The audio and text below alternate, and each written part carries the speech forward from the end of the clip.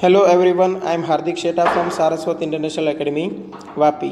आज हम standard 12 subject physics chapter number 4 moving charges and magnetism को आगे बढ़ाते हैं। तो आज का टॉपिक है magnetic field on the axis of a circular current loop. ठीक है, तो यहाँ पे आपको थोड़ा 3D में एज्यूम करना है कि ये जो मैंने यहाँ पे लूप ली है वो actually perpendicular to plane of screen है। ठीक है, मतलब स्क्रीन से बाहर आने वाली एक करंट लूप है और वो सर्कुलर है। ठीक है, हम थोड़ा क्रॉस में से देख रहे हैं इसलिए ये सर्कुलर नज़र नहीं आ रही है। मान के चलते हैं कि यहाँ पे इलेक्ट्रिक करंट है आई, जो कुछ इस तरह फ्लो हो रहा है लूप के अंदर। ठीक है, और यहाँ पे जो रेडियस है ये कैपिटल आर है। सपोज एक्सिस के ऊपर कोई एक पॉइंट है P, जहाँ पे हमें मैग्नेटिक फील्ड फाइंड करना है, जहाँ पे मैग्नेटिक फील्ड हमें फाइंड करना है। ठीक है, तो फिर ये जो डिस्टेंस है वो हम ले लेते हैं r, स्मॉल r।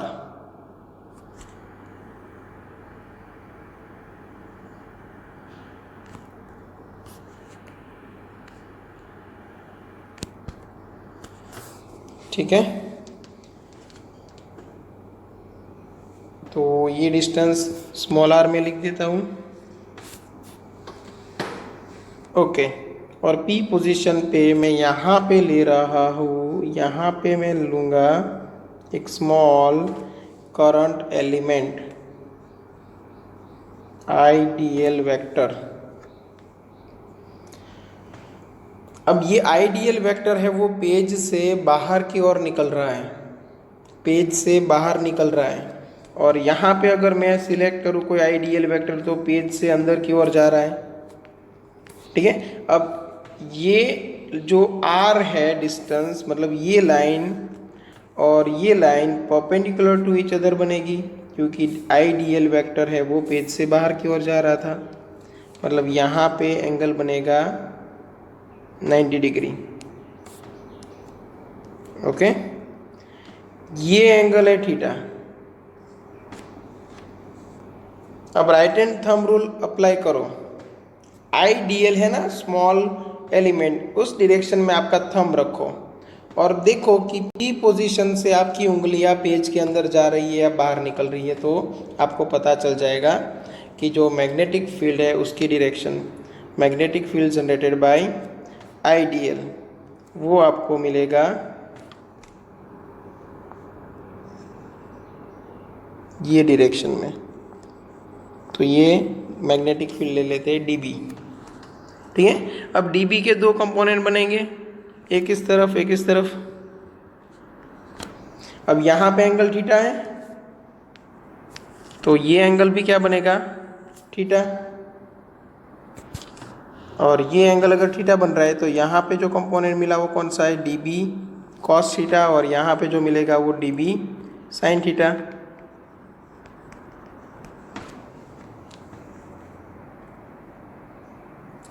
अब इंटीग्रेशन करने से पहले एक बार चेक कर लेते हैं कि कोई कंपोनेंट कैंसिल तो नहीं हो रहा है। ठीक है, इंटीग्रेशन करने से पहले एक बार चेक कर लेते हैं, कोई कंपोनेंट अगर कैंसिल हो रहा है तो हमें पता चल जाएगा।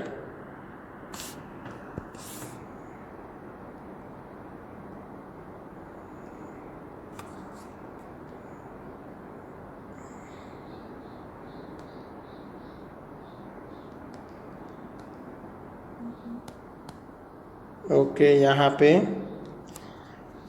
देख लेते हैं। चलो, सपोज यहाँ पे मैंने कोई आइडियल लिया होता वेक्टर करंट एलिमेंट, तो यहाँ पे भी डायग्राम कुछ इस तरह ही बनता।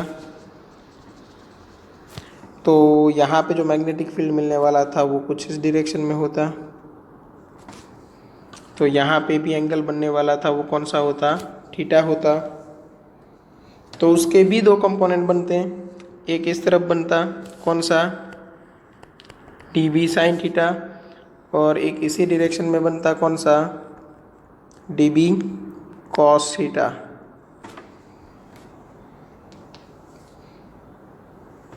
चलो यहाँ तक क्लियर होगा, ठीक है ना। अब आपको यहाँ पे देखने को मिलेगा कि ये जो कंपोनेंट्स है डी बी साइन थीटा, दोनों कंपोनेंट इक्वल एंड ऑपोजिट है, तो एक दूसरे की इफेक्ट को नलीफाई करेंगे, ठीक है।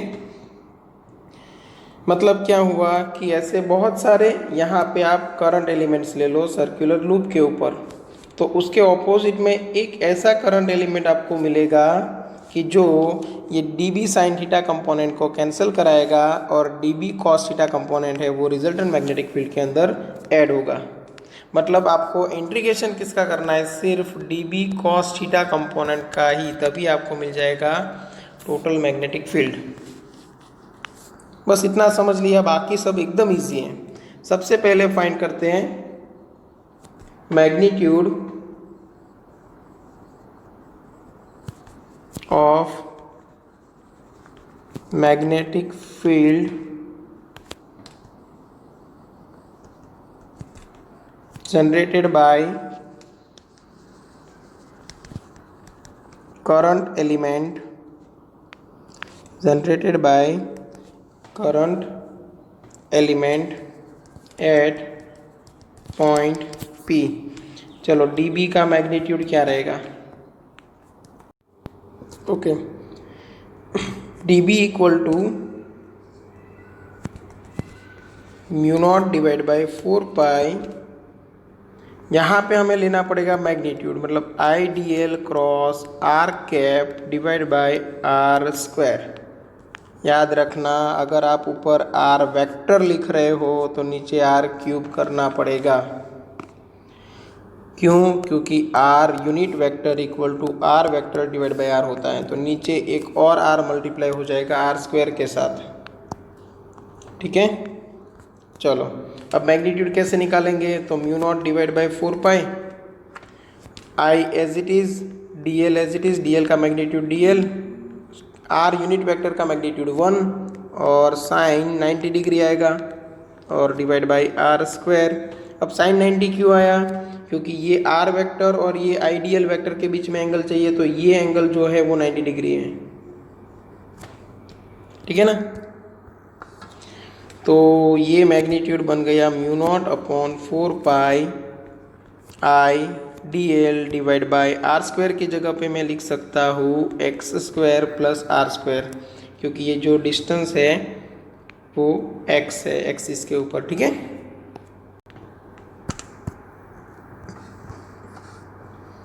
चलो यहाँ तक कंप्लीट है, डीबी मिल गया। अब हमें क्या चाहिए, हमें चाहिए टोटल मैग्नेटिक फील्ड। अब लेते हैं total magnetic field at point P। Total magnetic field कैसे मिलेगा, हमने पहले भी डिस्कस किया हुआ है ये कि ये इंटीग्रेशन करना है हमें यहाँ पे dB cos थीटा कंपोनेंट का, क्योंकि dB sin थीटा कंपोनेंट्स हर एक ऑपोजिट सैंपल के कैंसिल हो रहे थे। तो यहाँ पे इंटीग्रेशन dB की जगह पे अभी जो हमारी वैल्यू आई वो mu naught divide by 4 pi I D L divide by X square plus R square. अब कॉस थीटा क्या है, तो यहाँ पे देखो ये थीटा एंगल है, cos theta equal to adjacent side मतलब कैपिटल आर अपॉन हाइपोटेन्यूस मतलब स्मॉल आर, तो capital R divide by small R है। बट स्मॉल आर क्या है, तो X square plus R square का रूट, मतलब मैं 1/2 पावर कर देता हूँ, ठीक है। यहाँ पे पाइथागोरस की हेल्प से ले लो, small R square equal to capital R square plus X square, ठीक है ना। इसलिए हमने यहाँ पे लिखा था स्मॉल आर स्क्वायर की जगह पे X square plus R square, okay. और यहाँ पे सिर्फ आर था तो हमें X square plus R square का रूट लेना पड़ा, तो रूट की जगह पे मैंने लिखा है पावर में 1/2, ओके।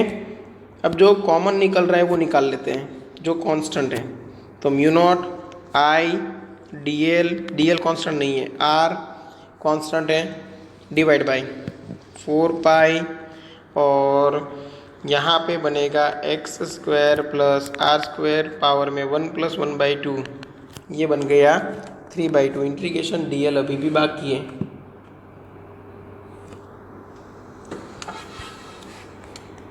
ठीक है, तो mu naught I R divide by 4 pi X square plus R square power 3/2, D L सबका इंटीग्रेशन करो तो टोटल लेंथ मिलेगी, और सर्कल की लेंथ क्या होगी 2 पाई आर। ओके, यहाँ पे देखो पाई कैंसिल हो रहा है, और ये 2 2 जार 4, तो फाइनल रिजल्ट हमें मिलेगा mu naught I R square divide by 2 into X square plus R square power 3/2, ये बी मिल गया। ठीक है ना। अब ये मैग्नेटिक फील्ड की डायरेक्शन कौन सी रहेगी, तो यहाँ पे ये डायग्राम के लिए एक्स एक्सिस पे, तो अब बी वेक्टर इक्वल टू यहाँ पे जो मैग्नीट्यूड मिला वो बी इंटू आई कैप कर सकते हो। ठीक है, क्लियर। और वो तो डिपेंड करेगा करंट की डायरेक्शन पे, अगर करंट आप रिवर्स कर दो तो हो सकता है मैग्नेटिक फील्ड है वो रिवर्स डायरेक्शन में मिले आपको। ठीक है, okay.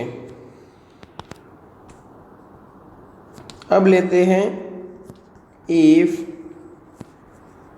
There are n turns, अगर n टर्न्स है तो मैग्नेटिक फील्ड की वैल्यू है उसमें n मल्टीप्लाई हो जाएगा, तो यहाँ पे बनेगा mu naught n I R square divide by 2 into X square plus R square power 3/2।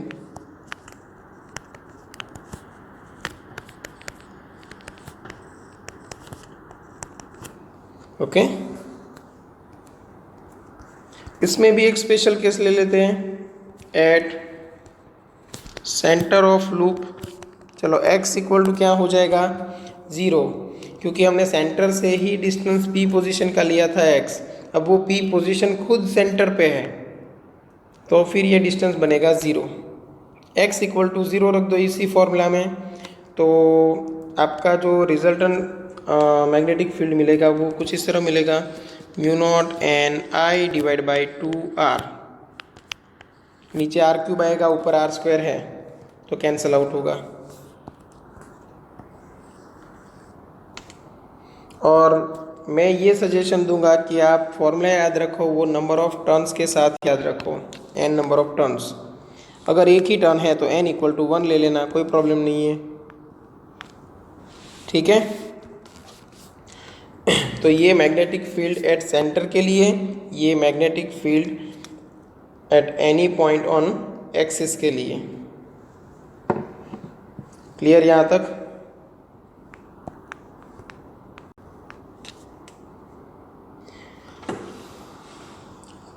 ठीक है, अभी नेक्स्ट थियरी स्टार्ट करते हैं।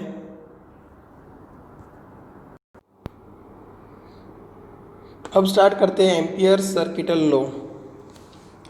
ठीक है, जैसे आप चैप्टर 1 में पढ़े थे गॉस लॉ, ठीक है ना, सेम वैसे यहाँ पे पढ़ना है एम्पियर्स लॉ। फिर आप पढ़े थे एप्लीकेशन ऑफ गॉस लॉ, तो यहाँ पे पढ़ना है एप्लीकेशंस ऑफ एम्पियर्स लॉ। ठीक है, तो एम्पियर्स सर्किटल लॉ यहाँ पे समझो कि कोई भी क्लोज्ड आप लूप ले लो। सपोज ये डायग्राम में यहाँ पे एक लूप सिलेक्ट किया हुआ है, ये वाला, ये एक लूप है, और लूप में से जो टोटल करंट पास हो रहा है वो I है। तो एम्पियर्स लॉ का स्टेटमेंट क्या बनेगा, line integral of magnetic field, line integral of magnetic field over a closed loop, इसलिए यहाँ पे देखो इंटीग्रेशन में यहाँ पे सर्कल आएगा, over a closed loop is given by product of mu naught into electric current passing through that loop, net electric current passing through that loop. Net इसलिए बोला गया कि हो सकता है कि I1 है वो एक डायरेक्शन में जा रहा है, करंट I2 ऑपोजिट डायरेक्शन में जा रहा है, तो फिर आपको current passing through that loop आपको लेना पड़ेगा I1 माइनस I2। ठीक है, ये डिस्कशन हम बाद में करते हैं, पहले स्टेटमेंट याद रख लेना अच्छे से। ओके, और लूप आपको कैसी पसंद करनी है वो भी यहाँ पे हम डिस्कस करेंगे। ठीक है, पहले इतना याद रख लो, line integral of magnetic field, line integral of magnetic field over a closed loop is given by the product of mu naught into net electric current passing through given surface. और ये जो सरफेस सिलेक्ट करोगे आप उसको बोलेंगे हम Amperian loop, जैसे उसमें गाउसियन सरफेस था वैसे ही। ठीक है, ओके। अब देखो ये अच्छे से ध्यान में रखना है।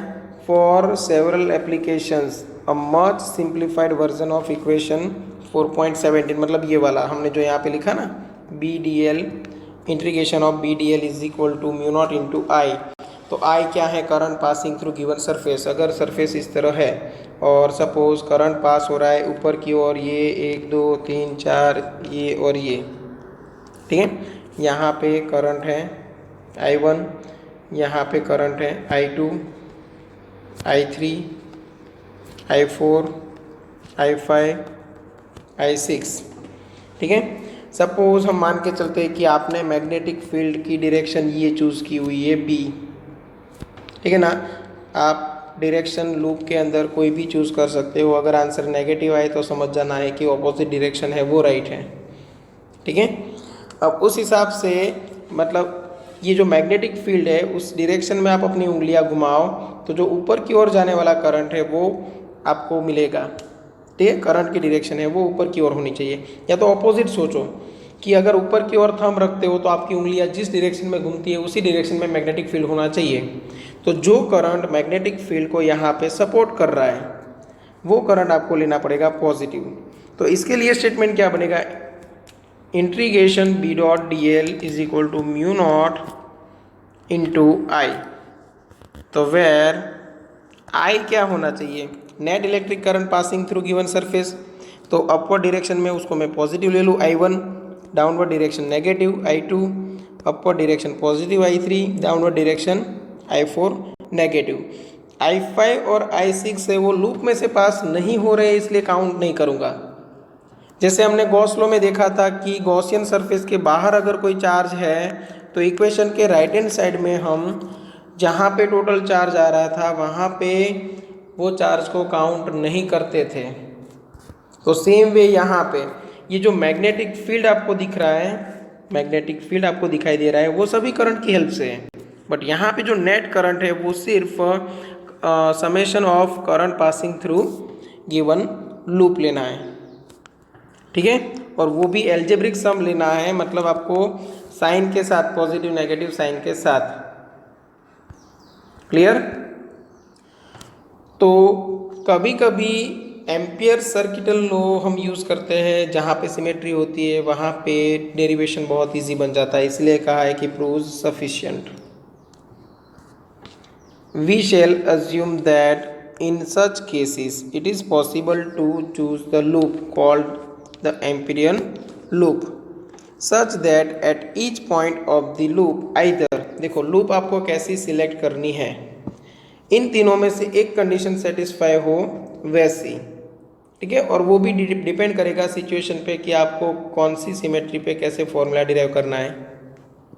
ठीक है, तो लूप कैसी होनी चाहिए, B is tangential to the loop. Suppose आपने ये लूप सिलेक्ट किया और उसी लूप की डायरेक्शन में मैग्नेटिक फील्ड है। ठीक है ना, ताकि एंगल है वो जीरो बन जाए। और integration B dot D L में, integration B dot D L में एंगल जीरो बन गया तो इंटीग्रेशन में सिर्फ क्या बचा, B डी एल, क्योंकि कॉस जीरो इक्वल टू 1 होगा। And non zero constant B, और ये B क्या होना चाहिए, कॉन्स्टेंट, ताकि B बाहर निकल सके, इंटीग्रेशन और इजी हो गया। समझ में आया। तो मतलब डेरिवेशन अगर आपको इजी बनाना है तो एम्पीरियन लूप ऐसे सिलेक्ट करना है कि बी है वो टेंजेंशियल टू द लूप आए और नॉन ज़ीरो कांस्टेंट आए, और कांस्टेंट वैल्यू है तो बाहर निकल सकती है। मतलब लूप ऐसे सिलेक्ट करो कि जहाँ पे हर एक पोजीशन पे magnitude of magnetic field constant है। ठीक है, जैसे हम गॉस लॉ में सिलेक्ट करते थे गॉसियन सरफेस कुछ इस तरह कि उसके हर एक पॉइंट पे इलेक्ट्रिक फील्ड कांस्टेंट है। इसीलिए देखो integration E dot D A जब करते थे तब integration E D A cos zero ही आता था मोस्ट ऑफ दी टाइम, और उसमें भी ई हम बाहर निकाल लेते थे क्योंकि हमने गॉसियन सरफेस ऐसी सिलेक्ट की थी कि जिसके हर एक पॉइंट पे इलेक्ट्रिक फील्ड सेम हो। तो यहाँ पे हमें एम्पीरियल लूप ऐसी सिलेक्ट करनी है जिसके हर एक पॉइंट पे मैग्नेटिक फील्ड सेम हो। या तो second thing B is normal to the loop, अगर B normal to the loop है तो यहाँ पे ये कॉस 90 डिग्री आ जाएगा और ये पूरा आंसर जीरो बन जाएगा।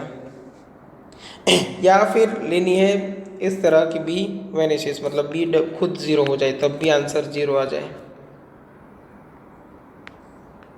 ठीक है, चलो तो ये भी आपको याद रखना है बोर्ड एग्जाम्स के लिए कि एम्पीरियल लूप सिलेक्ट करनी है तो कौन से क्राइटेरिया है, इन तीनों में से एक चीज़ आप पसंद करोगे, वो डिपेंड करेगा सिचुएशन पे और आपको मतलब कौन सी सिमेट्री के लिए किस टाइप का फॉर्मूला डिराइव करना है। ठीक है, चलो यहाँ तक क्लियर होगा। उसके बाद टेक्स्ट बुक में आपको दिया हुआ है एक दो एग्जाम्पल,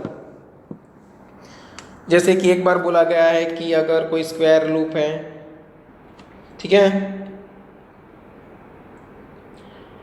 और ये जो लूप है पूरी लूप उसकी लेंथ l है, तो इंटीग्रेशन में क्या करोगे आप b डॉट डी एल, और आपने लूप ऐसी सिलेक्ट की है कि जो b है वो टेंजेंशियल डायरेक्शन में है, मतलब integration b D L cos zero आएगा, b कांस्टेंट बाहर निकल लिया इंटीग्रेशन डी एल, और डी एल का इंटीग्रेशन टोटल लेंथ l बन गया, और सामने की साइड आएगा म्यू नॉट इंटू आई, आई ई लिखा है करंट एनक्लोज्ड बाय लूप।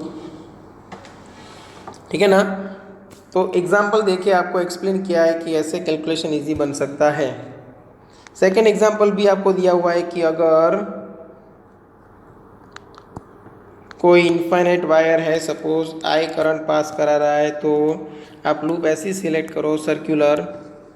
क्यों सर्कुलर? क्योंकि हमें पता है कि इक्वल डिस्टेंस पे magnitude of magnetic field equal होगा, तो आपने ऐसी लूप सिलेक्ट कर ली ताकि आपको करना क्या रहे। देखो यहाँ पे हर एक पोजीशन पे dl एक डायरेक्शन में है तो उसी डायरेक्शन में क्या है मैग्नेटिक फील्ड b, तो integration of b dot D L क्या बनेगा, तो integration of b dot D L बन जाएगा integration b D L cos zero, तो इंटीग्रेशन बनेगा b डी एल। b तो कांस्टेंट है क्योंकि हमने लूप सर्कुलर पसंद की है, और I करंट है उससे हर एक लूप का हर एक पॉइंट है वो एक इक्वल डिस्टेंस पे है, तो b कांस्टेंट निकल गया इंटीग्रेशन ऑफ डी एल। तो सपोज ये लूप की रेडियस आपने ली थी स्मॉल r, तो डी एल का इंटीग्रेशन हो गया 2πr। अब आप एम्पियर्स लॉ का यूज़ कर लो, integration b dot D L equal to क्या करोगे म्यू नॉट इंटू आई, तो यहाँ पे करोगे b into 2πr equal to mu naught into I, तो मैग्नेटिक फील्ड मिल गया mu naught I divide by 2πr। तो ऐसे आप फॉर्मूला डिराइव कर सकते हो। यहाँ पे मैंने स्पीड में इसलिए दिखाया ये सब क्योंकि हम एक एग्जाम्पल है उसमें ये ऑलरेडी डिराइव करने वाले हैं, एग्जाम्पल नंबर 4.8 में। क्लियर? ओके, अब आगे देखते हैं। कुछ इंटरेस्टिंग रिजल्ट्स आपको दिए हुए हैं।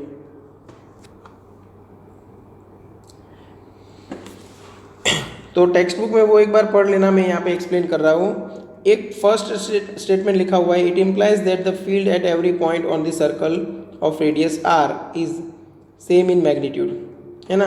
तो सर्कल आर पे हर एक पोजीशन पे आपको मैग्नेटिक फील्ड सेम मिलेगा, ठीक है। और ये मैग्नेटिक फील्ड सिर्फ डिपेंड करेगा आर पे, मतलब मैग्नेटिक फील्ड के पास सिलेंड्रिकल सिमेट्री है। ये सिलेंड्रिकल आप पूरा एक ले लो क्लोज्ड सरफेस, तो उसके हर एक पोजीशन पे मैग्नेटिक फील्ड की वैल्यू आपको सेम मिलेगी। और ये 3D में है, फिर भी एक ही डायमेंशन पे डिपेंडेड है, कौन सा? Small R. ठीक है ना, इसलिए लिखा है the field that normally can depend on 3 coordinates depends only on 1, कौन सा है? आर। ठीक है, whenever there is symmetry the solutions simplify. जब भी सिमेट्री आपको देखने को मिलेगी, सॉल्यूशन है वो एम्पियर्स लॉ की हेल्प से इजीली हो जाएगा। क्लियर, ये फर्स्ट है। सेकंड क्या लिखा हुआ है? The field direction at any point on this circle is tangential to it. यहाँ पे दिख रहा है आपको, तो इसीलिए कैलकुलेशन इजी बन गया। थर्ड है, another interesting point to note is that even though the wire is infinite the field due to it at a non zero distance is not infinite, है ना। करंट है वो, करंट का जो wire है वो इनफाइनाइट लेंथ का है, फिर भी किसी भी फाइनाइट डिस्टेंस पे मैग्नेटिक फील्ड है वो इनफाइनाइट नहीं हो रहा है। ठीक है, चलो ये थर्ड पॉइंट है। उसके बाद fourth, there exist a simple rule to determine the direction of magnetic field due to a long wire. This rule is called right hand rule. क्या करना है आपको राइट हैंड रूल में? सपोज ये wire है, उसमें से इलेक्ट्रिक करंट पास हो रहा है, इलेक्ट्रिक करंट है वो अपर डायरेक्शन में सपोज पास हो रहा है, तो आप ये वायर को उस तरफ पकड़ोगे, मतलब इमेजिन करना है।